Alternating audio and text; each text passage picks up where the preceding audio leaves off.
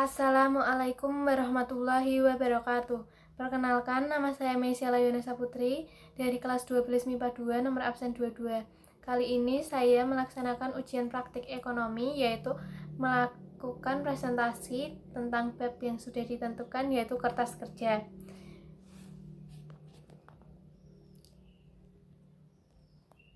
Pertama-tama, apa sih pengertian dari kertas kerja? Kertas kerja ialah kertas kerja atau neraca lajur atau worksheet adalah suatu kertas berkolom-kolom yang dirancang untuk menghimpun semua data akuntansi yang dibutuhkan pada saat perusahaan akan menyusun laporan-laporan keuangan dengan cara yang sistematis.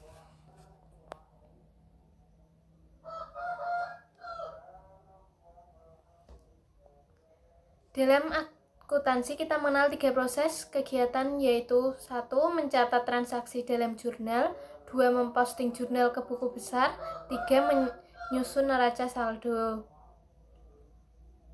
Tujuan dan kegunaan pembuatan neraca lajur atau yang kita ketahui dengan kertas kerja atau worksheet. 1. Untuk memudahkan penyusunan laporan keuangan. 2. Untuk menggolongkan dan meringkas informasi dari neraca saldo dan data-data penyesuaian sehingga mempersiapkan sebelum disusun ke laporan keuangan yang lebih formal. 3. Untuk memudahkan kesalahan apabila terjadi kesalahan sebelumnya, untuk memudahkan pembuatan jurnal agar dapat mengetahui kesalahan yang terjadi.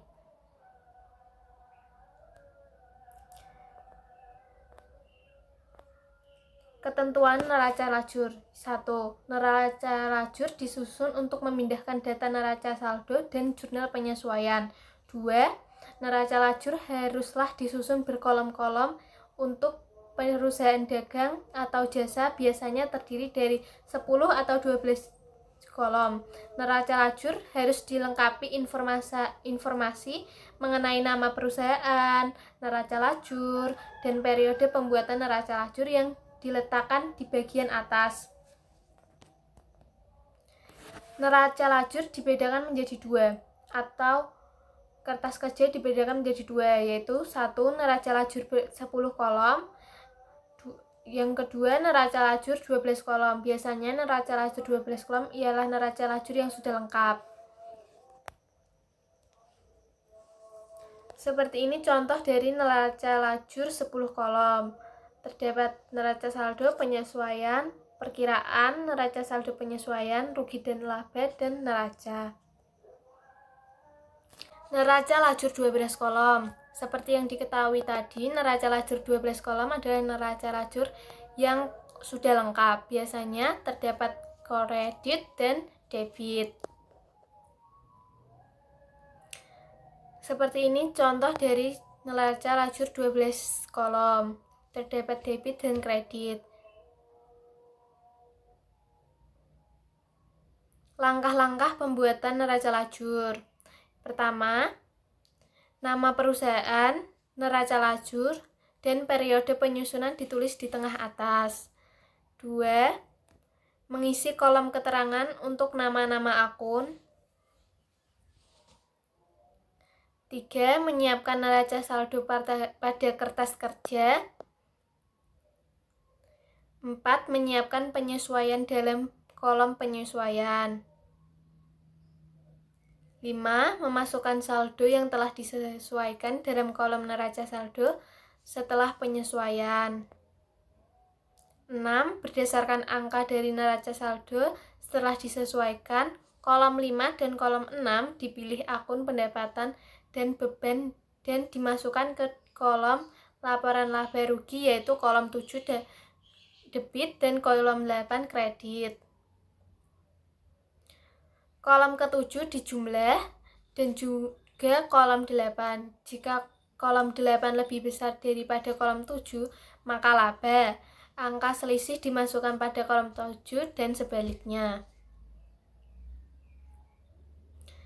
Masih berdasarkan angka dari kolom neraca saldo, setelah disesuaikan maka dipilih akun modal laba pada kolom ke-7 atau rugi pada kolom ke-8, dan prive dimasukkan ke kolom perubahan modal, yaitu kolom 9 debit dan kolom 10 kredit.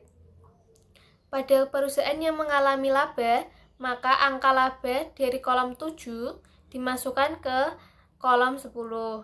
Jika rugi dari angka 8 akan dimasukkan ke kolom 9. Kolom 8 dijumlahkan dan juga kolom 9. Selisih yang terjadi merupakan modal akhir yang dimasukkan kembali ke kolom 9. Contoh soal. Lihat seperti di gambar, seperti di PPT. Ini termasuk contoh soal dari neraca lajur atau kertas kerja atau worksheet. Terdapat data, informasi tambahan, dan data yang sudah diketahui.